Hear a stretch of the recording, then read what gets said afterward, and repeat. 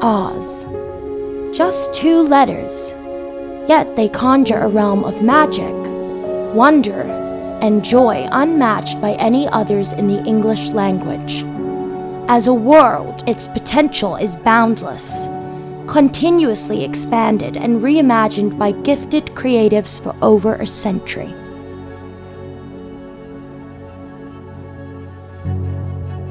It all began with the 1900 novel, a literary cornerstone that spawned a legacy of acclaimed films, books, and musicals. Among these, Wicked stands out.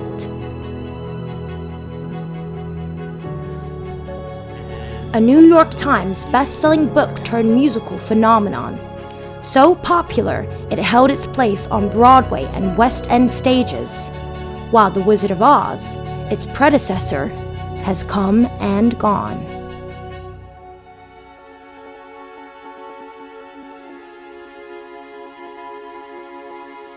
L. Frank Baum was born into an America amidst a whirlwind of change, as the newly independent nation carved out its identity on the global stage. In his early years, he witnessed his country torn apart by the Civil War, fighting to end slavery. Baum was born just before the American Civil War, and he was born in upstate New York and spent most of his early life there. And it wasn't until really the turn of the century that he then wrote the book that we most associated with him, of course, the Wonderful Wizard of Oz. It was also a time of rapid industrialization, as new railroads and factories were springing up across the country, bringing new commercial innovations that transformed everyday life. An increasingly rich country had increasingly more money to spend on novelty and entertainment. Growing up, Baum would have seen this. He grew up a lot of the time in Pennsylvania. His family, particularly his father, had become quite rich from the oil industry. He was quite a sickly child. He suffered with angina for most of his life. From the age of 12, he was quite delicate. His upbringing was not what usual boys would go through. He was quite a dreamy young man. He was known for being dreamy, for loving making stories, writing stories, creative products. And actually, to try and address this, his parents sent him to quite a strict military school. He had a lasting hatred towards authority figures, particularly in the army, due to that. While he was there, he was very traumatized. He had what is suspected to be some sort of psychosomatic heart attack when he was being beaten at the school where he received corporal punishment. And he was then brought home, and actually that heart condition or the stress that acted on his heart affected him for the rest of his life. As a young man, Baum's interests were immediately clear: entrepreneurship and writing. By 17, he was already producing many local publications with his brother, Henry. As Baum entered his 20s, with the help of his father, he began to create small business ventures based on fashionable trends at the time. Baum sort of replicated his dad in the sense that he wanted to be an inventor and get patents and make his money in that way. When he was younger, he would have chickens and he would breed chickens, but they would always have to be over the top. Whilst rearing chickens may not seem like much to us today, at the time it was a fashionable trend, and the Hamburg chickens reared by Baum were the very best of the designer poultry industry. He released a book on the Hamburg chickens, beginning a lifelong trend of working in and writing about fashionable industries. This idea of Baum being this sort of searcher for new ideas was very reflective of what was happening in America at the time. Actually, he was, as a man, he was a kind of America. When Baum allowed his creativity to sort of take hold, it turns out that is what makes him the money and the notoriety at the end of it all. But I remember that his dad did encourage him by getting him his first typewriter. By 25, his love for the eccentric, the trendy, and the profitable led him to New York, where he managed a small fleet of theaters his father had built. He began writing and producing plays immediately. His father owned theatres and gave them to Baum to make these performances. One of his biggest first plays was The Maid of Arran, which had Scottish roots, but he rewrote it for Ireland, and that toured for some time. When he met Maud Baum, he then, once they had their first child, he then changed from being a jobbing actor, realising that he needed to stay put. So he then became a salesman, selling china. He ended up marrying a woman who was actually the daughter of a very renowned feminist. And then indeed, like, this is a theme that we could sort of see running throughout his work of being, comparatively progressive for the time. Baum and Maud were married in 1892 and shared the same vows at their wedding, something which was unusually equal for the period. Maud was actually the daughter of a very strong feminist in the late 1800s in America. So her mother, Matilda Jocelyn Gage, was a very radical feminist who is often left out from the history books, but she was up there with some of the strong ones at the time, who was championing the rights for women back in the late 1800s. And Maud had a strong influence on Frank, but also so did the mother-in-law, Matilda. In 1888, Baum and his family moved out to South Dakota to open a shop, Baum's Bazaar, selling decorative objects, trinkets, and spectacle pieces that brought a bit of magic and joy to the poverty-stricken lives of Americans expanding their country out west. Leaving upstate New York and heading out west, as so many people did, I think opened his eyes to the fact that we are not all the same. As a white man growing up, living in late 19th, early 20th century America, this is still a country that is built on settler colonialism and anti-black enslavement. He would have lived through the failure of Reconstruction after the war and the disillusionment. He would have seen the great migration of black people from the South to the North as a way of trying to escape lynching violence.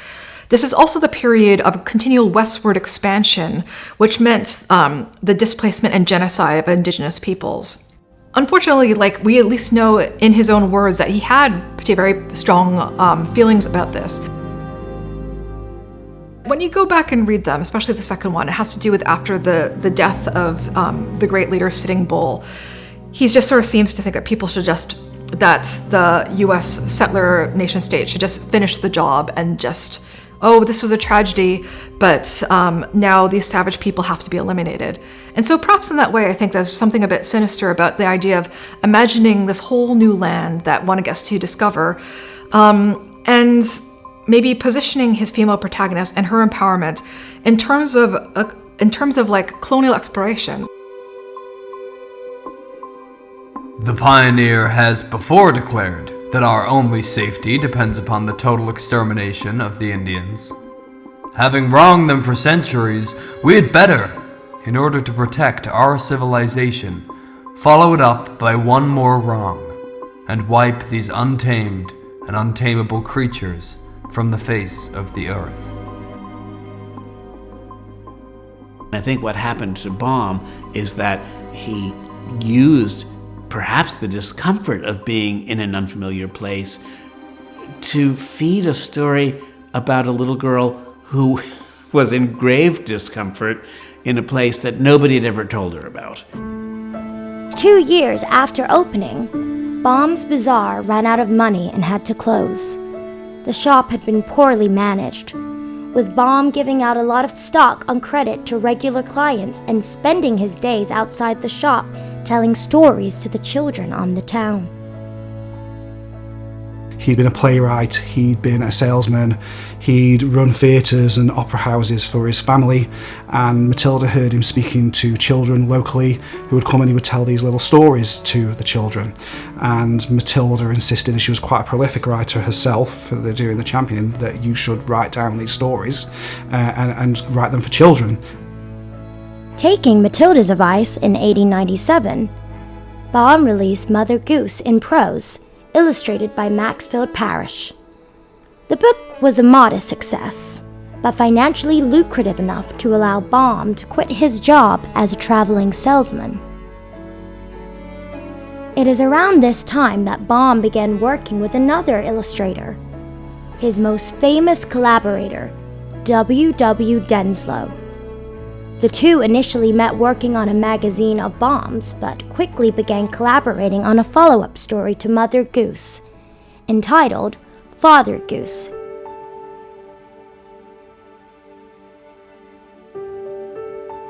It was lavishly illustrated and printed in colour. It's something as a passion project with them. They didn't want to just produce a book for children, and this was more rhymes than it was a fairy tale book. That became an enormous success, and was the best-selling children's book in America when it was published. And I think this is something many people aren't aware of, because they only know about The Wizard of Oz, first called The Wonderful Wizard of Oz, when it was first published in 1900. And they don't realize that there was already a kind of frame in which L. Frank Baum was already a very well-known name. Fresh off the back of their success with Father Goose, Denslow and Frank started work on their next story. It was based on stories Frank had been telling local children about a girl called Dorothy and their adventures in a strange land called Oz. Denslow set to work bringing the characters to life. They were very much a partnership in the early days, so Father Goose was a partnership between the two of them. And The Wonderful Wizard of Oz, they both owned the copyright to that. It wasn't Frank's copyright or Denslow's copyright. They owned the copyright together. Illustrations should always add to the text rather than copy the text. Illustrations are a story of their own, and it's a very tricky balance, but when it's done well, as it's been done well here, it lasts a lifetime. They wanted to produce a lavish 24-page colour plate book and colour on almost every single page, which was completely unheard of in the late 1800s. To the point that they believed in this project that most publishing houses would not touch it. They had to fund a lot of this themselves to get this book produced.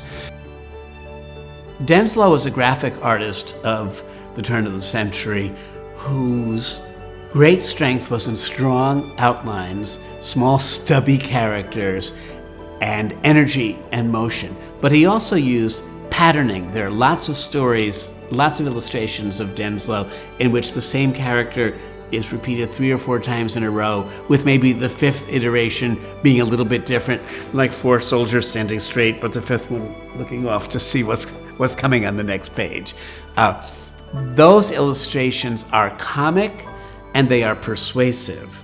They live as close to the original novel as, say, Ernest Shepard's drawings of Pooh and Piglet live with A.A. Milne's work. In 1900, L. Frank Baum and W. Denslow introduced the world to the Wonderful Wizard of Oz. When L. Frank Baum wrote The Wonderful Wizard of Oz, a true American fantasy had not yet been written. He did it not for filthy lucre, though he earned quite a bit from it.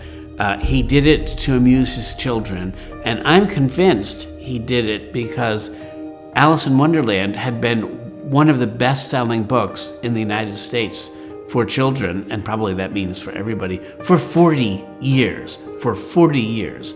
So, people of L. Frank Baum's generation grew up reading Alice in Wonderland and having this archetype of leaving the boring Victorian world and entering into some place where everything meant something different. I do believe that Dorothy, Gale, and Alice from Alice in Wonderland are first cousins, separated by an ocean. What I kind of like about this, and compared with Alice in Wonderland, I think this is less moral. It's not telling you off or telling you there's a way to be. I don't know, it feels more loose than Alice in Wonderland, which is more crazy, but seems to have more of a... I just think in my mind, is Alice in Wonderland a book which is sort of teaching people how to be? Don't be this, do be that. In the initial introduction, one of the things that L. Frank Baum himself writes is about the difference between old-time fairy tales, and he says, I want to modernize the fairy tale. And he also argues that there is a difference between what is learned in schools and what is learned through fairy tales. So he says, modern education includes morality. Therefore, the modern child seeks only entertainment. The idea of the division between morality and amusement is a foundational narrative in children's literature. I do believe that there are a lot of theorists who can find arguments, political arguments about the financial underpinnings of the American economy in Baum's work. Say, for instance, the scarecrow representing the American agrarian movement and the Tin Man representing industry and industrialization. I don't think those are false leads, but I do think what L. Frank Baum did was take the tropes of his times. He was at one point, after all, a newspaper editor and wrote editorials about these matters, and he transformed them. I don't think he was trying to write a parable for adults through a children's book for his 4 boys. I think he just, like any child inventing in the backyard, took what there was and ran with it and made something new out of it. The heroes are ordinary people throughout the Oz series, like ordinary, usually farm-working boys and girls who then go on these magical journeys. Like, there's something about the enchantment of everyday life and the way that the ordinary things like chickens, things like statues and ornaments can come to life and being animated with wonder that I think is incredibly important. After the death of Matilda Joslyn Gage in 1888, Frank continued to promote her ideas about gender equality, making the protagonist of his novel female. When we think of the 19th century as a period that was full of classic adventure tales, thinking about Treasure Island and so many other things, how many girls get to be the protagonist? That in and of itself becomes a fascinating thing, and the fact that there's so many strong female characters, although sometimes I don't like that phrase because it's a bit reductive, but the Wicked Witch of the West, we have Glinda, there's so many different characters in the world of Oz who are powerful, who are authoritative, and who are often far more morally contemplated than simply being the good guys or the bad guys. It's really interesting. By the way, it's interesting to see what is male and female in here. You know, what is female is the intuitive magic and sorcery, and the Wizard of Oz is just a man. Well, I guess it's very easy to read that the wizard is a stand-in for Baum himself, of course. Again, the sort of traveling salesman, the sort of ingenuity, especially the Yankee style of ingenuity, I think we could also see that as a particular trope of the time. Here I'm thinking about a text people might be familiar with, Mark Twain's A Connecticut Yankee in King Arthur's Court, that, again, a modern day, well in that case 19th century, Yankee goes back to medieval times and he uses all the technology to seem like he's a wizard. And so with The Wizard of Oz, we have a version of that someone from the modern day ends up in this magical land and everyone thinks that he has magical powers because he knows how to manipulate and use all the tactics that he has developed as a salesman to then sort of fool people who are actually magical into thinking he's magical. The idea that an American fantasy land could in any way stand in the same room with Narnia and Camelot and Middle-earth and Neverland. It was a kind of, not to mention Wonderland as well, of course, the mother of them all. It would have been a kind of blasphemy. My name is Lem Sissay and I am a writer. We are in the Foundling Museum, which is in the heart of Bloomsbury, which is in central London. This is the first place where children were brought to be adopted or fostered while their parents got their lives together. If I was to take away family from you right now, you would slowly start to realize how much of your behavior depends on the family that you've had. Dorothy Gale, the character at the heart of The Wonderful Wizard of Oz, is a foster child. She was fostered by her Uncle Henry and her Auntie Em. That is why this story fascinates me. I've lived that life. So I've lived the life where the imagination is as real as this physical space. The power of storytelling is the power that makes a person who feels isolated in society feel that my imagination, how I want to be, and how I want my world to be, is possible. But I need to imagine it first.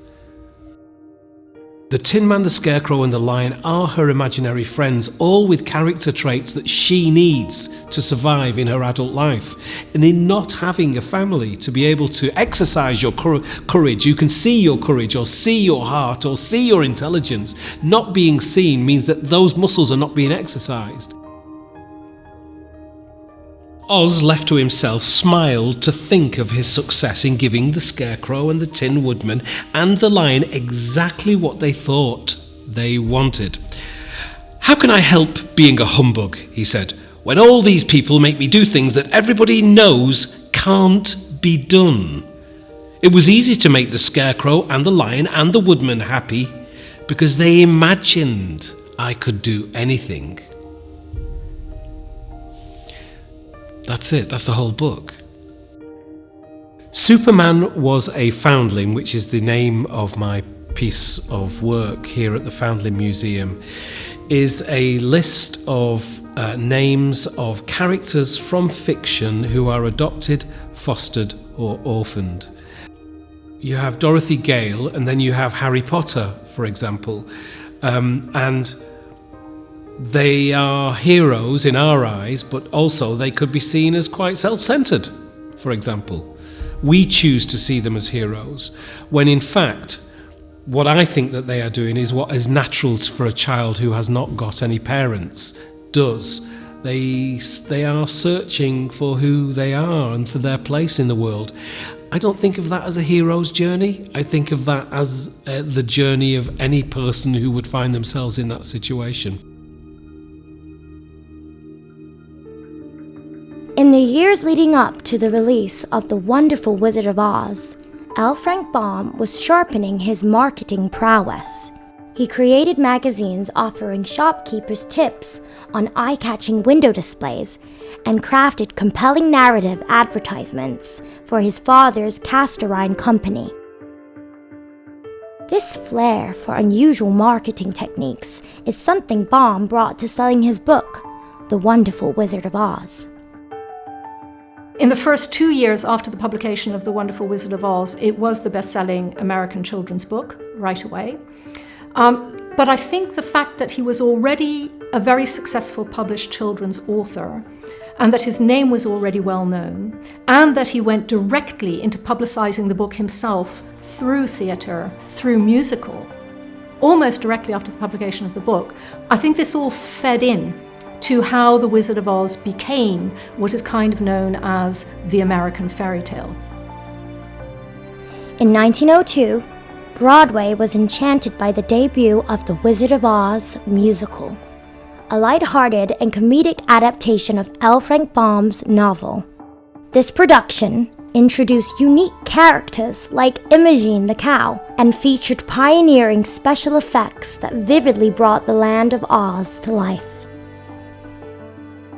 Dorothy doesn't become Dorothy Gale until the 1902 musical, and then after that point she's then referred to as Dorothy Gale in the books. And again, Dorothy Gale was a pun as part of the musical, gale, whirlwind, tornado, that kind of thing.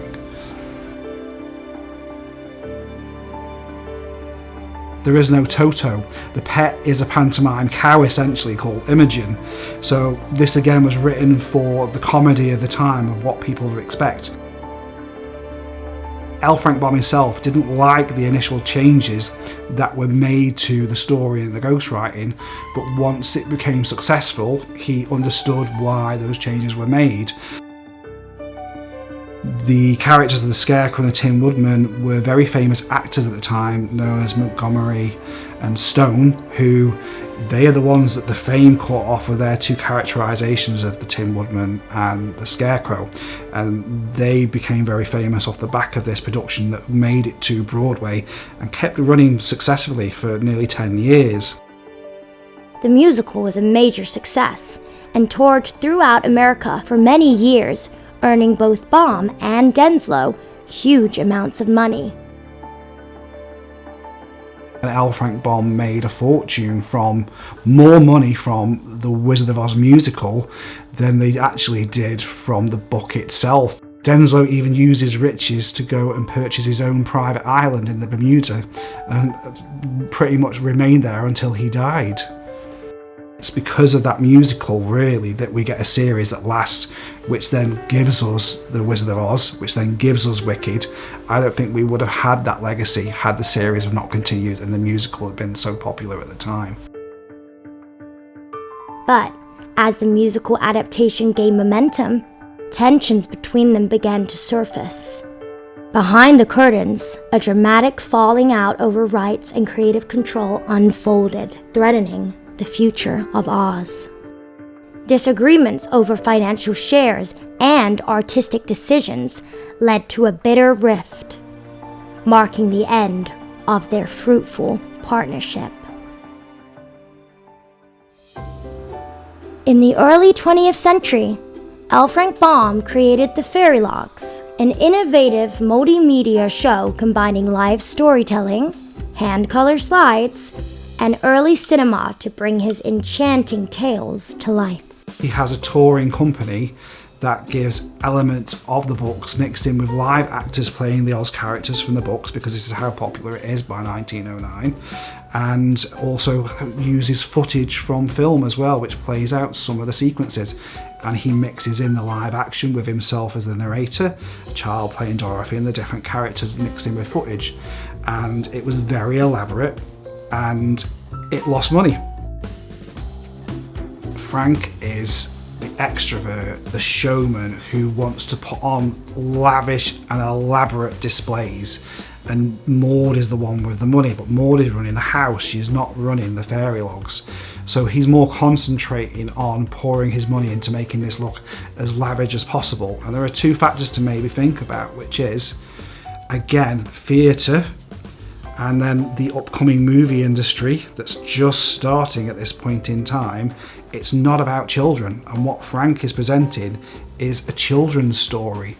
It's a children's show travelling, and people are not quite ready yet for children's entertainment.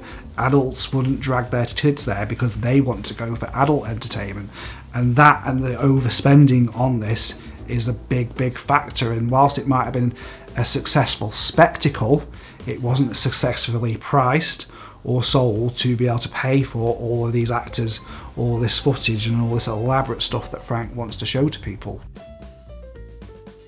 The ambitious Fairy Logs drained much of L. Frank Baum's earnings from the success of the Wizard of Oz musical. Yet, this financial setback opened the door to a revolutionary new medium, film. A studio called Selig produces some short films of about 10 minutes based upon his books.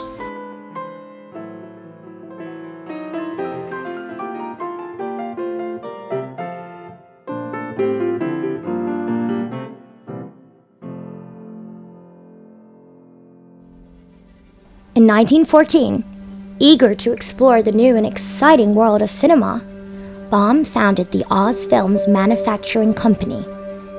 Despite the innovative storytelling and special effects in films like The Patchwork Girl of Oz, commercial success eluded them, and financial disaster wasn't far behind.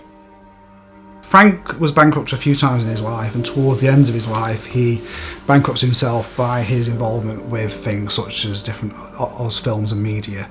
And eventually, he's quite crafty though towards the end, so he passes on most of his assets to his wife, so that when he files for bankruptcy, it's on him, and he's only filing such things such as a typewriter which he needs for his job. So he doesn't lose as much in his final bankruptcy, so he does at least learn one thing.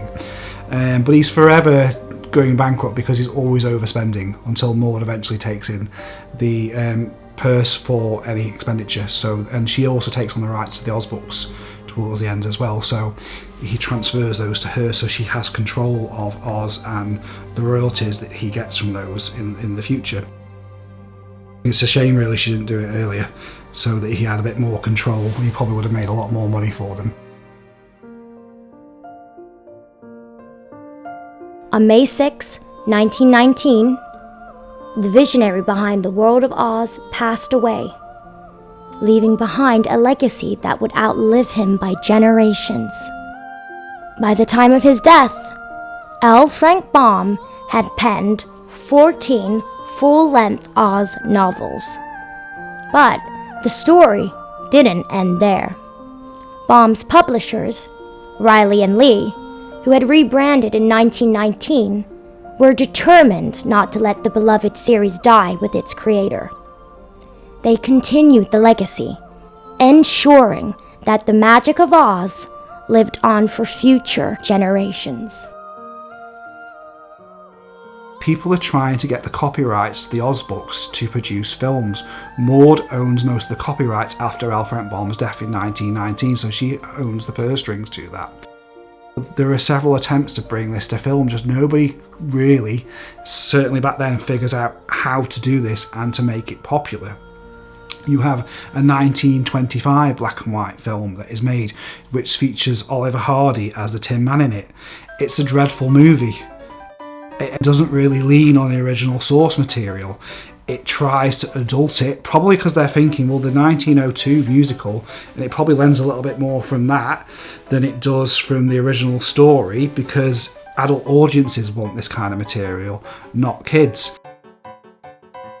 There is a 1933 short form animated movie that is made by Ted Esper, and this is the first time ever that we have the scene starting in Kansas with Dorothy, and it starts in black and white, and when she arrives in Oz it goes to Technicolor. Technicolor is a brand new chemical colorization for film. Early 30s, we're now experimenting with colour. There's two reasons why this film never becomes popular. One is Walt Disney has just bought the rights to Technicolor on film. So this film gets barred from being released in Technicolor because Walt Disney has an exclusivity for Technicolor, because Technicolor is better than two-strip animation at the time where they're using two strips of colour. The other issue is they don't have the rights to release The Wizard of Oz, and there's a whole of a drama, legal drama behind that. It kind of gets a soft black and white release, and it never really gets out there for those two reasons. Walt Disney tries really hard to get the rights to The Wonderful Wizard of Oz, with it in mind to be one of his next sequels after Snow White. Reportedly, Maud doesn't like Walt Disney and sells it elsewhere, and it ends up in MGM's hands, and MGM creates The Wizard of Oz as competition to Snow White. MGM is Metro-Goldwyn-Mayer, and they were the combination of these three studios, Metro, Goldwyn, and Mayer. These three moguls got together and made this big studio. And they had their own slate of contract players and crew members, and they made films in that kind of old-style Hollywood studio system. The main big player would be Mr. Mayer. He bought the rights from Sam Goldwyn. Perhaps MGM was trying to answer Disney, which had just put out Snow White a couple of years earlier, and it had taken the world by storm as well. Another big full feature, well, the first feature animated film in full Technicolor. One of the things that's quite different with The Wizard of Oz, but I think it all adds to its appeal really, it brings something quite different to it, is that there was many directors. There were quite a few in different parts. So initially they had hired Norman Taurog, and he was the one who first started filming, and you might have seen some of those early shots of Judy in screen tests and stuff where she's got long blonde ringlets and stuff like that. That was his vision, and it wasn't working. It was played too cutesy, it was played like a fairy tale, and it wasn't working. So they then got George Cukor in, and he was the one who stripped it of that prettiness, who wanted Judy to look more like a Kansas farm girl. Just got her in pigtails, wiped loads of the makeup off, a bit like James Mason does in A Star Is Born. Shroop, shroop, shroop. Let's get you looking like you. And then they got Victor Fleming to do the action of it. Victor Fleming apparently was more like Gable than Gable. So Victor Fleming was this dashing guy, masculine, and he was good at directing action. So the main part where she's in Oz and they have a quest and they're going to try and find the wizard and they're doing this and that was all shot by Victor Fleming because he was good at action. However, when it came, which they filmed near the end, even though it's the beginning of the film, when they filmed the Kansas part of things in black and white and you need more sentimentality, they got a director called King Vidor to do that. King Vidor had worked in silent films, and he said he was particularly pleased with the staging that he brought to the filming of Over the Rainbow, this song. He said that usually, at that time in Technicolor movies or, movies being made at the time, if there was a song, they would film it like someone was sort of on stage. They would plant them, they would sing the song out to the camera. Whereas he directed silent films and he wanted Judy to move around. He wanted Dorothy to wander around the farmyard and get, like they used to do in the silent movies, get more movement, not have it as a production number, but just as someone singing as they wandered around to get that more realistic feeling. There were so many directors used because different directors were good at different things, or the team at MGM felt that certain areas weren't working. The producers and the moguls, people who ran the studios, were everything. They controlled everything. So it was quite a different situation than it is now. The director wasn't quite as important. The director was a hired person to kind of corral everything together and make it work. The producers and the studio moguls were the ones who were calling all the shots. David O. Selznick was working on Gone with the Wind, so they were swapping people at the same time of, can I have you for a bit for The Wizard of Oz and you can go and do that on Gone with the Wind for a bit. And there was things like that going on. People had time restrictions as well. They're meant to do other gigs. And The Wizard of Oz, the filming of that took a lot longer than they thought it was going to do, and a lot longer than films of that time took to make because of so many firsts, I think it took about 6 months in the end to film The Wizard of Oz, which in the 30s was unheard of. And, people had other commitments to go to. So I think they got different people in because they provided different services, they brought different things to it, but also because they had to. This is a much more ambitious film than they were normally making. They were rattling them off 2 or 3 films a month back in these days because they were making them very simply and very leanly, where this is a huge giant production. It took them 6 months to shoot this film. So it cost them $3 million, which is more than anything had ever cost at that time. This film set this film apart from all the other adaptations that went before, is that they had this technology that they could actually do justice to the story and bring all that kind of imaginative stuff to life on screen for the first time in Technicolor. I can't imagine what it would have felt like to walk in and watch this movie in 1939 when it first came out and have that hit you. Because even now you watch it and it hits you. You still are knocked back in your seat by it all these years later. I don't think we can underestimate the impact of The Wizard of Oz on wider musical theatre practice and arguably theatre practice. What's some of those key things we remember about the film? The use of Technicolor. The use of Technicolor from those greys into this phantasmagorical land of colour. Not only the yellow brick road in all its glory, but the change to ruby slippers from silver slippers, and of course Emerald City, greens in all their glory. This was a very different film on a lot of levels. Probably for a lot of people it was the first film they ever saw that had synchronized sound and colour as well. Witches weren't really known as green until this film. The peaked hat was something that come from the Baum era, but again, witches in a peaked hat and green are from this movie, so they take this and build the mythology even more from that particular film. For audiences, it was a film that showed them something they had never seen before. They were used to seeing everything in kind of dull, drab black and white, and all of a sudden this film, which of course is one of the most colorful films still ever made, it just assaulted them. It assaulted all their senses. And my understanding of life on the set of the film is it's quite tough for Judy. So while she has fun doing it, she's struggling with a very controlling parent who is her mother, who who is almost living vicariously through Judy's fame, who used to act herself. A lot of times she would be on a very, very strict diet to keep her thin, so by all accounts she was ordered to have chicken soup daily no matter what she wanted to keep her weight down. They didn't have unions to protect them, or at least they weren't as powerful as they are now, and they would have just had to be on set for hours and hours and hours, and they shot things over and over again without breaks and wearing these big heavy costumes, so people looking out for their well-being were probably rare. So there were probably a lot of people who were especially the children were working very long days and long hours, and that's been documented. The pressures on Judy Garland to lose weight, to fit into costumes, and to just look younger, and all of those pressures, which wouldn't happen now, but made life very hard for people on a film like this, which is very demanding. It had to look a certain way. Margaret Hamilton particularly looked out for Judy Garland.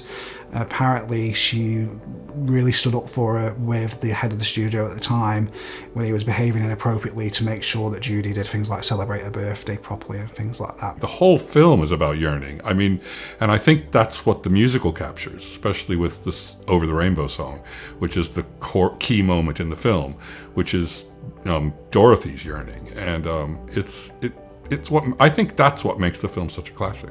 The film with Judy Garland, that gingham dress, the blue and the white, is so iconic. Why Judy Garland works as the role of Dorothy Gale, as opposed to other similar child stars of the time, and when I say similar, I mean of a similar ilk, is because she's got that acting ability. She's not cutesy. Not to say that she's not cute, because she was. But, she hasn't got that cutesy little girly way about her. She plays it with real authenticity. And I think the scene in the film that really stands out to me, that really brings her acting chops to the fore, is when, at the beginning, when you're in Kansas and Miss Gulch threatens to take Toto away and have him destroyed. It's her response to that. It makes me cry every time, because I believe that this is a girl having her dog taken away, and she's crying to her aunt and uncle, who don't do enough, by the way. Well, she was only 16 at the time, so she was very young, and she was one of these people that they had pegged to become a star. So this was her first big starring role, and everybody thought she was a little too old to play the character, which is quite hilarious. But in the book, the character is much younger, so it was a bit of a change from the way the story was written. But she obviously she proved her mettle. She more than proved it, and went on to have this incredible career. Judy Garland is one of the most famous singers, actors, performers of all time, and really, she was very, very young when she was cast in and performed in The Wizard of Oz. Famously, that now icon, that anthem, if you like, Somewhere Over the Rainbow, was not due to make the final cut of the film. Of course it did, and history, as they say, was written at that point. Shirley Temple was in the running originally for the role, but she couldn't sing as well. I think Roger Edens, who worked at MGM, who was Judy's sort of he wrote special arrangements for her. He was her sort of guide in a way. I think he kept her informed of what was going on. And also the studios didn't want to borrow someone from another studio and make a big star of them, or, a bigger star of them or whatever, when they had their own Dorothy right there, But I think she was aware of the competition, but hey, they couldn't sing like her, could they? So Judy Garland come in after we didn't get anywhere with Shirley Temple. She'd already been working for MGM. Judy Garland very much has the look more pretty than the original Denslow version of Dorothy. She's got the brown braided hair. She's a little bit plump. That's not a horror thing to say, because she always struggled with her weight, and Dorothy is described as a little bit plump. So they decided to go with Judy because they need this voice, and I think the voice that carries the movie is Judy's voice, her Over the Rainbow. Shirley Temple has a very, very different voice to Judy Garland, and once it becomes Judy, the film really starts to come together. But even initially, she looks older in the first iterations of it. They mess around with Judy's look all the time because they really want her, but they want to change her look. They play around with prosthetics on the nose and all sorts to get the look right and eventually go to a look that is her natural beauty. But it's really, she's done other roles, but this is her first big iconic role and her lasting legacy, essentially. That voice with that song is, I mean, if you even just start speaking about it, you can hear it. It is haunting in many ways. It's pure and clean, and that's part of obviously her age at that time. The Wizard of Oz definitely boosted her career massively. You know, it was her first lead starring role where the film was built around her character and she was the full-on proper lead. Before then, she'd done stuff with Mickey Rooney or as a smaller, I can sing part, but this was properly her first starring vehicle, and definitely the huge success of it made her star ascend even higher. The score of the MGM musical, the Harold Arlen score, and also the Yip Harburg lyrics and the way he played with wordplay were deeply inspiring to me. It's very hard to imagine the way they released films back then, because you couldn't just watch it whenever you wanted to, and they had very limited windows when they were in the cinemas because other films were coming to fill the cinemas immediately afterwards. So it was a very different kind of experience to go see a film. You can imagine that when they were making this film, they had no idea. They had no idea that they were creating something that would still be iconic almost a century later. They changed cinema, they changed the way we think about things. And, Dorothy's costume is so iconic that you can't see anything even similar to that without thinking of her. And everything about the film is like that. It's all ingrained in your memory. The colors, the clothing, the creatures, the Wicked Witch is just, every Wicked Witch since then looks just like her, because why would you make one that looked any different? Because she was the perfect Wicked Witch. I first heard as a kid the score for Wizard of Oz, had the record, played it over and over again. So when I was going into professionally wanting to be a theater composer, a musical theater composer, that was one of the influences on me. As a critic, I loved it. I still love it. It's one of my favorite films, just simply because it's so well put together and the story is so strong, and mainly because it pulls you in and it makes you identify with these characters, and it makes you live this experience. Financially, it wasn't deemed as a massive success, but that was in terms of cash because they'd spent so much on making it. They didn't make all the money back straight away or at the time, and so that in terms it's sort of seen as not a success, but it was a huge success. Loads of people went to see it, but again, most of the people going to see it were children and they were charged half. The true financial triumph emerged decades later. In the 1950s, television became a household staple, with TV ownership soaring from 3 million to 55 million homes by the decade's end.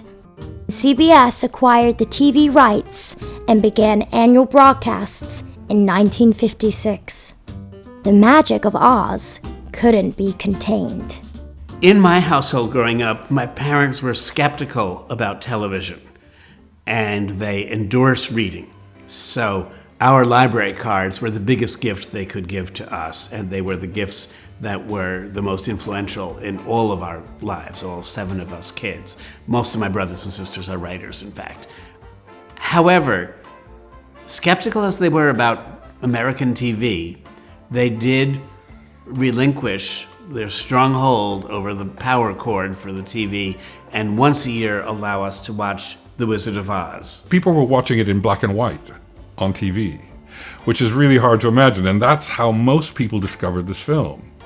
So when they finally did see it, when on a re-release or when they watched it again when color television came around, it would have been a whole nother experience for them. I think I watched it in black and white the first time on television when I was a little kid, and I that was how I saw it. That was how everybody watched it. We'd come in and sit down on the sofa and watch that film with a kind of religious fervor, because it only was on once a year. It was before the days of the video mesmerama, when everything could be seen whenever you wanted, or you could pause a film and go back and rewatch a scene, or skip the boring parts, like when Dorothy sings, just skip over them and get on to something else. It became a kind of rite of passage every year. It became part of our liturgical calendar. There was Christmas, there was Easter, there was The Wizard of Oz. And the same event was happening in the lives of all the children of the neighborhood, too. So it was a kind of cultural glue for children to experience The Wizard of Oz on the same night, in the same way they experience Halloween on the same night, or Christmas Eve. Well, what you have to understand about in America, at least for my generation, everybody knew The Wizard of Oz by heart because it was on television every year. In fact, the first time I ever saw color TV was when I went to a friend's house, because my family did not have a color TV, when I went to see The Wizard of Oz broadcast on television in color. And so when Dorothy came out of the house in Munchkinland and suddenly it went all to color, that was the first time I'd ever seen color on television, so it made a very deep impression. The broadcast turned the tide, significantly boosting its popularity and financial returns. The day that I decided I was ready to begin writing Wicked, I was in the Lake District.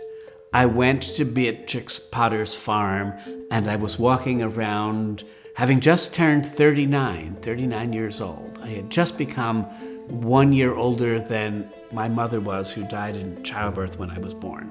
She died at 38. I became 39. I thought, I must be old enough to write a grown-up book now, because I'm older than my mother ever was, and she was the grown-up who brought me in. So I was walking along, and I thought, all right, what do we know? What do we know about The Wizard of Oz from our common memories? And I thought, well, we have the house falling on the witch. What do we know about the dead original witch? All we know about her is she has feet.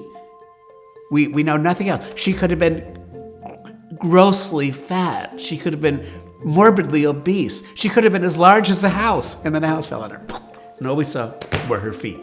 I began to see, we have no backstory in L. Frank Baum. Everything is up for the grabs. So I began to think about Glinda and the Wicked Witch of the West. My memory of the film is that there's one scene in 1939 film where Billy Burke comes down and is all pink and fluffy, and Margaret Hamilton is all clawed and crabbed, and Margaret Hamilton says something like, I might have known you'd be behind this, Glinda. This was my memory. And I thought, now why is she using Glinda's first name? They've known each other. Maybe they've known each other for a long time. Maybe they went to college together. And I fell down onto the ground in the Lake District laughing at the thought that they went to college together. And that was where Glinda began to be Glinda and Elphaba began to be Elphaba, with the concept that they had known each other before. Now, I challenge you to go back to any video cassette of The Wonderful Wizard of Oz and see if there really is a line that says, I might have known you'd be behind this, Glinda. I think I was making that up, but that was my subconscious talking to me. I don't think that line actually appears in the movie. London, 1993. Gregory Maguire, a children's author, was putting the finishing touches on his first draft of Wicked, The Life and Times of the Wicked Witch of the West. I grew up in a large family, 7 children, headed by my father, who was a writer. He was a newspaper journalist. So, as all kids emulate their parents, whether playing cooking games or, construction games or whatever it is that they see their parents doing, the 7 of us kids all played newspaper when we came around to our imaginative games. I therefore began to write, really somewhat seriously, I suppose, by the time I was about 9, making stories up that I liked so much that I saved them, and I still have them. I still have a huge box of about 200 stories written between American 4th grade and the end of American high school. The first book that I ever wrote was called The Lightning Time. I wrote it when I was in college. I slipped through the professional threshold of being a writer almost by accident, because when I had finished writing my first novel, which was for children, it was like a Harry Potter novel, sort of, only pre-Harry Potter, I read it and I thought, well, this might not be very good, but I've read things in the library that are worse, so maybe this is a real book and maybe I'm a real writer already. I spent a year typing it up, sending it out to publishers, and the 4th publisher to whom I submitted it said, sure, we'll take a risk on you, why not? It seems to me that in writing a novel, if you're paying close attention to the subtleties of the idea in your brain, you have to discover how to write all over again with each project. Every novel has a different kind of incandescence to it, and the reason that it attracts you as an idea is that you don't really understand it. So you have to go spelunking, or you have to go intergalactic traveling and discover how the machines work with each effort. When I was a kid, of course, I just wrote, there was a man and his name was Joe, and I wrote to the end of the first book. When I wrote a book like Wicked, I did it the same way. I wrote the first sentence, and I wrote in a single stream over a 5-month period until I got to the last sentence. I wrote Wicked when I was living in London, and in our kitchen in West Hampstead, not too far from where Doris Lessing lived, as a matter of fact, there were 5 kitchen cabinets. When I would have an idea, a visual idea or an exchange of conversation, I would write it on an index card and scotch tape it to one of the 5 cabinets. At that time of my life, all my books had 5 parts because I only had 5 cabinet doors, and that was easy to organize the story on the arrangement of 5 discrete blocks. While I was living there, the first Gulf War started. Desert Storm, I think we called it back then, when we were naming wars like DVD collections. Desert Storm, Volume 1. In London, there was a great deal of enthusiasm and support for the people of Kuwait, especially for the Kuwaitis who were living in London. And I noticed a lot of the newspaper headlines calling Saddam Hussein the next Hitler in a very frightening way. And I caught in myself how frightening the word Hitler was when used in a headline. At the same time, there was a terrible tragedy, which most people know about the abduction and the murder of little Jamie Bulger, if that's how you say his name. I've never been sure. A 2-year-old boy who wandered away from his mother's apron strings and was dead by nightfall. When a manhunt for his murderers became a boy hunt, and it was discovered that 2 schoolboys had started the day deciding to skip school and ending the day as murderers. That prompted in England a lot of talk about where the impulse to do such an evil thing might have arisen. Both those stories were about aggression. One was perhaps a necessary aggression, one was certainly not a necessary aggression, but together the narratives chased each other in my brain as I tried to think about what is evil and what are my obligations as an American living abroad to think about the invasion of Kuwait. I couldn't deal with the pressure about not being able to answer what the nature of evil is. So I did what most writers have done in the history of time and why we have writing at all. I decided I'll write a book about it and I will discover everything there is to be known about being wicked. There were 2 things that are interesting about how I constructed Wicked. One is that on my kitchen cabinet doors, I made a timeline of all the events in the novel. And underneath that, I made a timeline of all the events in the film. And some of them lined up exactly like Dorothy's house crash landing in Oz. That happens in the movie, happens in the book. But a lot of the scenes from the movie are slightly off chronology from what happens in the book, if not many of them. And I decided that I would pitch my scenes in the interstices, in the lattice slats, between the events that occurred in the book or the movie. If I were to write about something as it actually happens in the movie, 1939 movie or the 1900 book, then I made sure it happened from somebody else's point of view, not from the point of view of the character in either of those scenes. So that gave me structure and it gave me liberty. And boy, did I use the liberty. I wanted really to see if someone could become evil, or if in fact, as Glinda says in the play, have evil thrust upon them. I didn't know the answer to that. I'm not sure that I still do. But I began to be interested in the question when I was about 30, and I began to realize that the Wicked Witch of the West would be a good armature upon which to hang that question, because after all, she has wicked as part of her name. It's a capital W, the Wicked Witch of the West. The concept for Wicked originally was that I would write a story from birth to death about a person who was a sociopath or a psychopath. It was as if I were to sit down and write Humbert, the life and times of a sociopath. I really intended not to correct her and not to change her behavior, just to follow her actions and see how she became so bad. That was my original aesthetic ambition. That was my drive. That was my destination. Then I wrote a scene early in the novel where Elphaba, at the age of about 2, is crawling on the floorboards of her humble home, and she pees on the floor. And she puts down her green nose to smell her own piss, and she smiles at it.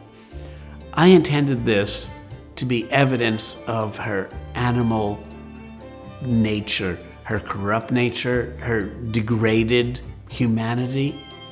The next morning, when I got up and read the passage before to prime the pump for what was going to come next, I read that paragraph and my heart broke. I thought, oh my goodness, you poor thing. Nobody is ever going to understand you, are they? At that moment, I realized I had to put my preconceptions about what I was doing aside, and I had a kind of moral duty to let this person become herself, not merely to use her for my ambitions about evil. So I followed where she went, and I took notes like any reporter. I do believe that the Oz that I was writing is exactly to the molecule as dystopian as the world in which we live. I did not want to make it any more grim than the world that we find ourselves having inherited and that we will bequeath to our heirs and assigns. But I wanted it to be just as beautiful and challenging and inspiriting and maddening and corrupt as our own world. It is hard to see somebody change before your eyes. And if they do, you have to ask yourself the question, were they always like that? Were they always malicious? Were they always belligerent? Were they always destructive and dangerous? Or was I too innocent to see it? As soon as Wicked the novel was published, it began to get Hollywood interest. And by that I mean within the first 2 or 3 weeks, my agent was beginning to field offers from Hollywood for a major motion picture. We took our time to decide on which offer to consider and which offer to accept. The movie development went through some bumps, and after 3 or 4 years, a successful, acceptable script had not yet been reached. Part of it was because Wicked anticipated the revival of literary fantasy for the young and for those who read books for the young, such as J.K. Rowling and Philip Pullman. We were all just about the same time, but I think Wicked got in the door first. There had not been big, expensive fantasy movies yet. Peter Jackson had not landed his first Lord of the Rings film, which made so much money. It was so successful. So the Hollywood studios were a bit anxious about putting a literal $100 million behind a movie that was largely featuring women and didn't have a role for Mel Gibson, who was the hot star at the time. The scripts were, to my eye, unsuccessful, and they strayed far from my plot. But I had children to feed and a mortgage that I would have liked to pay off, so I was going to just swallow and smile and take the money if they were ever going to offer it. While all this was going on, Stephen Schwartz, the composer, happened to be vacationing. A friend of mine was in Hawaii playing for a singer and invited me to come to Hawaii for the weekend. And I had a free weekend and sort of randomly jumped on a plane. And the singer is a folk singer named Holly Near. My friend is a wonderful accompanist named John Bacchino, also a wonderful composer. But and then the day after the concert, we went on a little snorkeling trip just to relax. And just making idle conversation on the boat on the way back from snorkeling, Holly said, "Oh, I'm reading this really interesting book. It's called Wicked, and it's kind of the Oz story from the Wicked Witch's point of view." And sort of every hair on my arms stood up. He went back to the mainland, got the book, read it, found out immediately in Hollywood that the rights were sewn up, and went to the offices of Universal Studios. A lot of people had to be convinced that it should be a musical instead of the non-musical movie that was in the process of being developed. First of all, Mark Platt, who was running Universal Pictures at the time, had to be persuaded that maybe instead of continuing to develop the screenplay, they might consider it as a musical, and in fact a stage musical at first. Mark was completely convinced because he and everybody in Hollywood had been seeing, among other things, how much money Disney was raking in with The Lion King and Beauty and the Beast on Broadway. So Mark said, "You're going to have to go and meet Gregory Maguire and see if you can persuade him, because he's the one who owns the rights and will make the decisions." In order for Gregory to say yes, it meant he had to give up a good deal of money up front, because obviously he was being paid as the movie was being developed. And I had a few arguments. And Stephen Schwartz said, "I know you have children to raise, and I know you want the big bucks that selling a book to Hollywood will bring you." I said that I felt that everyone had an idea of what Oz looked like based on the 1939 movie. And as I say, particularly at that time, it was very famous in America. So if you did a movie and it didn't look like that, and in fact, you didn't see someone who looked like Billy Burke as Glinda or Margaret Hamilton as the witch, people were going to be put off. Stephen Schwartz said, "I'm so convinced you're going to see the rightness of this idea that I'll admit to you, I've already conceived of the first song. It's going to be called No One Mourns the Wicked. No one mourns the wicked." Those 5 words sold the idea to me, because those 5 words of Stephen Schwartz's persuaded me he knew why I had written the book. The person who wrote the movie script had no clue. Stephen Schwartz knew, and he had my blessing from that moment, though he didn't know about it for about 12 months. I was quite passionate about it, and about what I felt the story was about and what I wanted to bring out in the story. I just basically told him what I wanted to do and why I felt so strongly about it. And fortunately, he acceded to that point of view. I have this sober kind of expression of Scottish Presbyterianism, which I come by honorably, but I'm a gay man, so inside I was thinking, Broadway! It's like, what's not to love?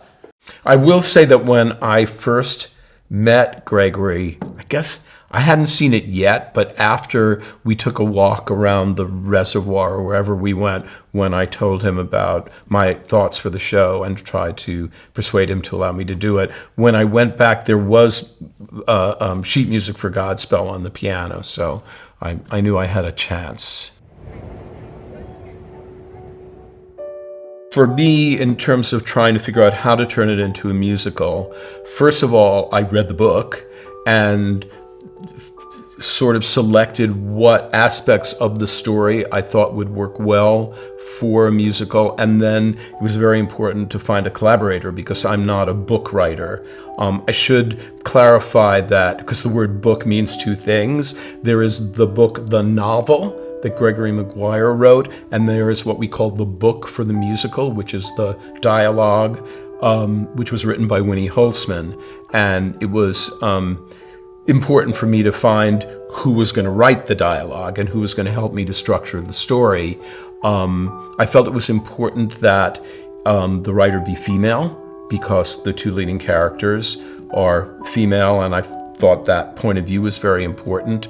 I knew I knew that she'd written some musical work earlier in her career, but basically I knew her as a television writer, and she had developed a show called My So-Called Life, of which I was a fan, and it was all young people of the age that Elphaba and Galinda are for most of the first act of the show, and I thought she really had a great feel for adolescents, and particularly adolescent women, and how they talk and how they relate.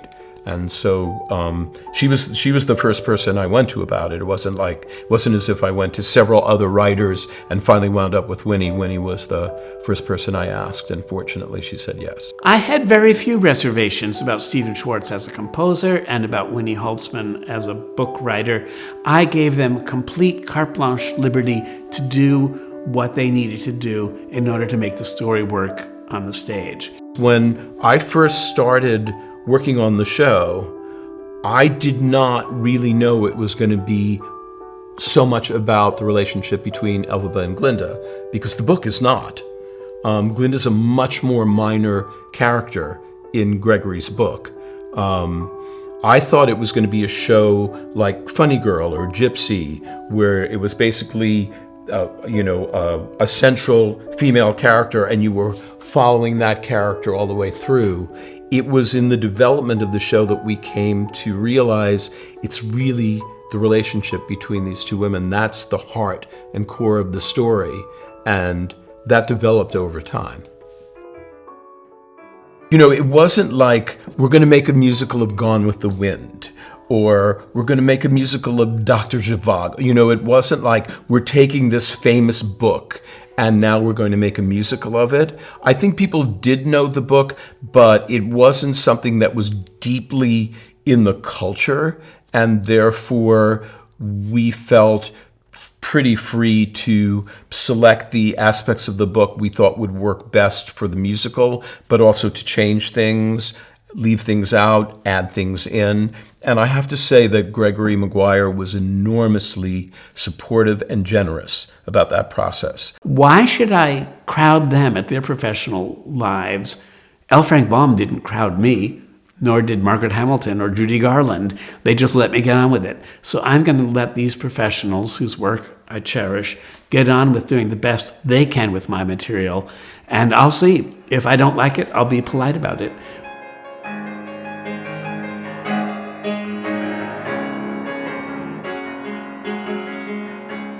I became hyper aware that you could not get through a single day in America without seeing somewhere in an advertisement, in a magazine article as a title, in something someone said on a television show. You could not get through a single day without hearing some reference to a line from the movie of The Wizard of Oz.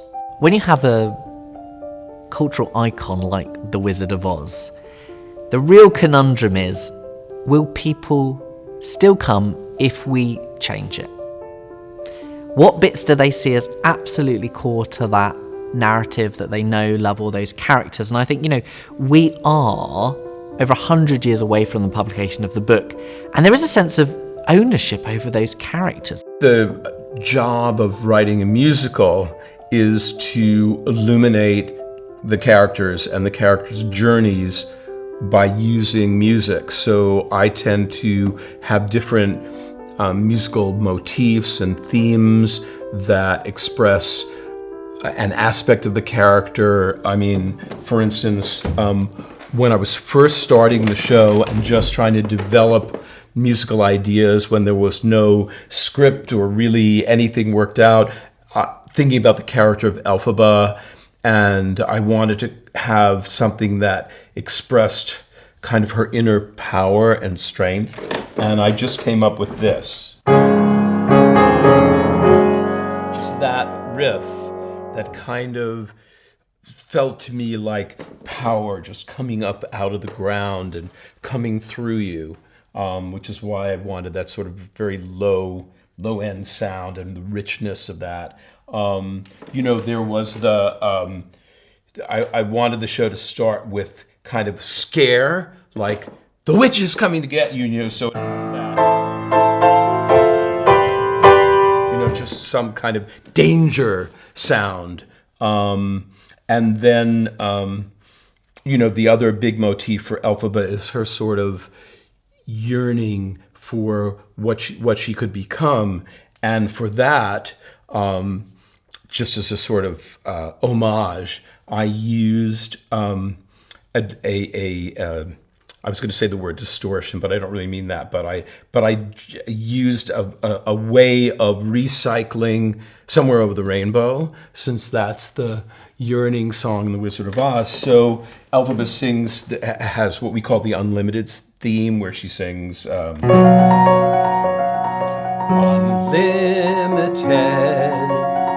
My future is unlimited. And that goes through the show and changes in different places. And if you listen to the melody, that's Somewhere Over the Rainbow.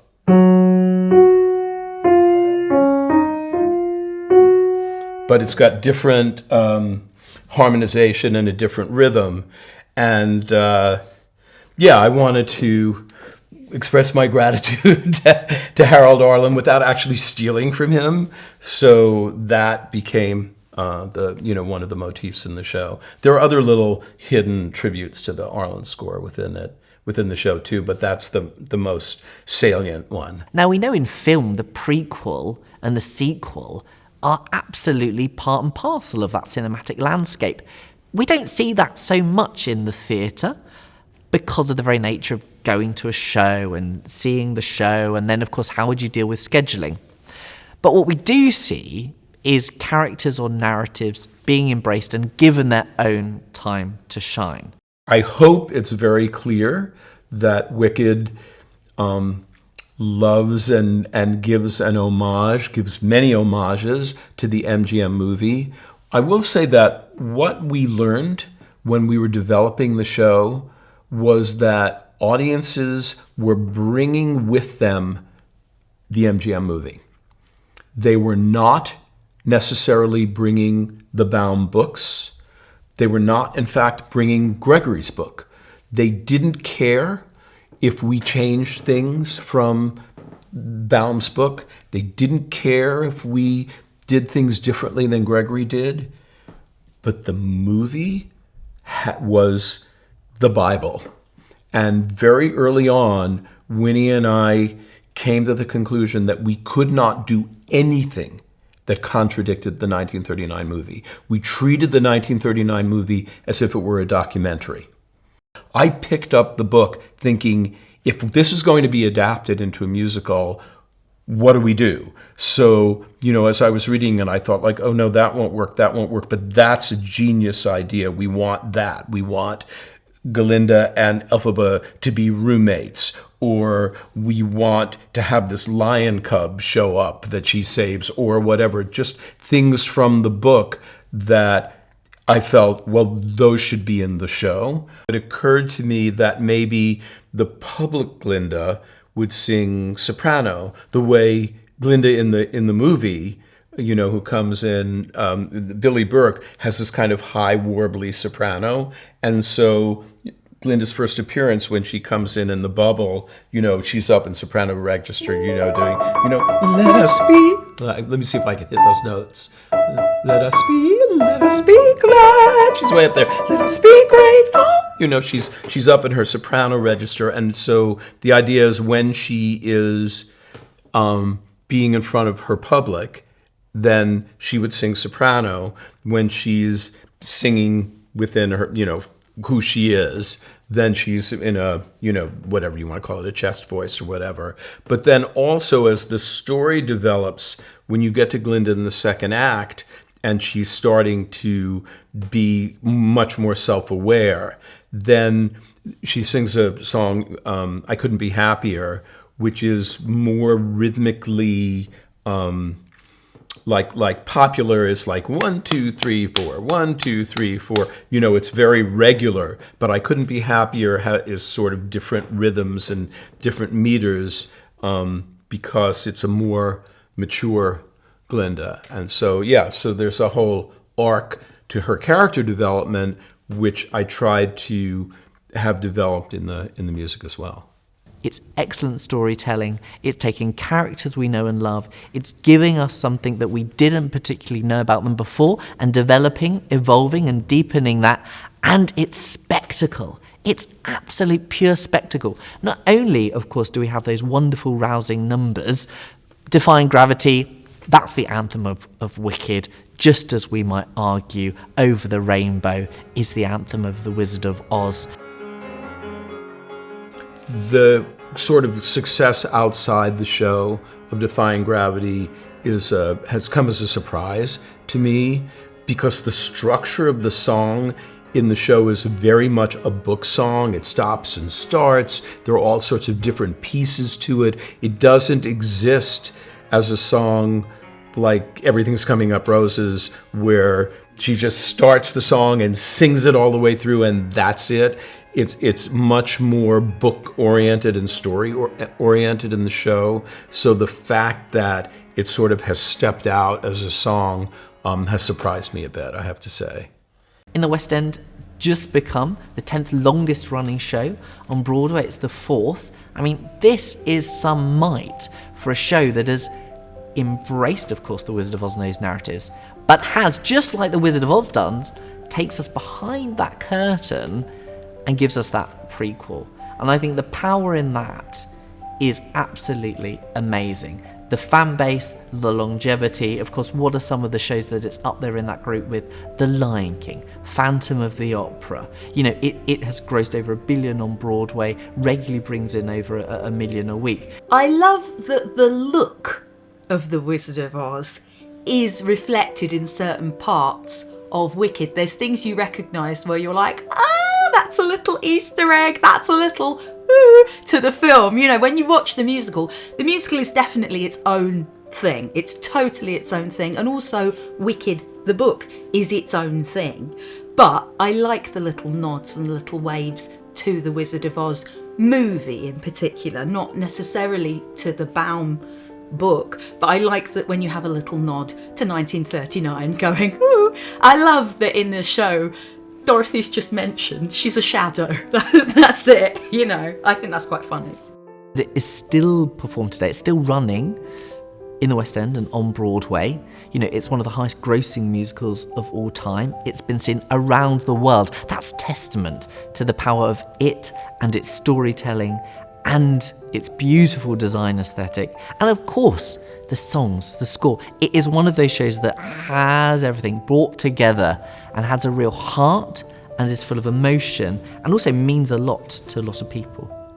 It never occurred to me to do something based on The Wizard of Oz that wasn't really in my thinking, although I will tell you that when I was in high school and starting to want to be a musical theater composer, I wrote a little show, and the leading character was a witch. So obviously there was something in my head, but I didn't think about, The Wizard of Oz, I should do something with that. I find it very moving, and I'm especially moved by the many letters I've had from people about both the novel and the play. And I assume eventually there will be letters from people who like the movies and I will be glad for all of them. Wicked is a little green stone thrown in a dark, dark ocean, but the ripples that it has made just seem to circle, just like the spirals of a twister. They keep moving outward and they keep affecting people. I wonder how many people have read The Wizard of Oz as a book. How many people have actually seen the film? We know, though, through sort of cultural osmosis, we know those characters, we know the Yellow Brick Road, we know some of those songs. But I think with Wicked, maybe more people have seen the show and have now the opportunity to see the film. Whether or not they go back to unwind the narrative, if you like, and go back to source will be interesting to see. As we conclude this journey through the legacy of the wonderful Wizard of Oz and Wicked, we witness the enduring power of storytelling. From Baum's enchanting books and the iconic MGM film to Gregory Maguire's thought-provoking novel and the hit Broadway musical, these tales have transcended generations. They remind us that behind every story lies another, waiting to be told. The world of Oz continues to captivate hearts, showing us that imagination, courage, and a fresh perspective can lead us to new and wondrous paths. My agent in selling the novel Wicked in 1994, and it coming out in 1995, said it'll have a shelf life of maybe 6 or 7 years. You'll be lucky if it does. It might be one of these sleepers where college kids read it and pass it along. He did not expect, and I did not expect, that in time it would sell millions of copies. And sadly, the messages of both the book and of the play that is based on the book would become more pertinent as time went on. It's a sadness to me that it has become more pertinent, but it has not aged, because the challenge of trying to be good in a world in which being good is not highly prized, or at least not publicly prized, is a challenge we all face, and we face it harder and harder and more with every passing year. It's an amazing feeling that this idea that I was told by my friend Holly Neer about this book that she was reading by Gregory Maguire, that just immediately sparked a passion in me to be part of the story, to help tell that story, to bring what I could to that story, that has somehow spoken to so many other people and seems to be continuing to do so. That's the most amazing thing that a writer can feel. That's something that I cared about and wanted to share has found a receptive audience. No writer ever imagines being able even to afford peanut butter. So I did not imagine that I'd ever have a big audience. I did not imagine that the book would become a bestseller, or that it would launch my career into a stratosphere that I couldn't even conceive as a lower middle class kid from Albany, New York, neither of whose parents got any education beyond high school. I did not imagine any of that. But I did believe that if I was honest about my concerns, and if I was a good enough artist, that I would be able to trick people who wanted to see a Saturday Night Live parody of The Wizard of Oz into reading something that made them think, into reading something that made them consider the metes and bounds of their own ethical behavior. I didn't want to change anybody's behavior. I just wanted to remind people, we gotta keep thinking about this.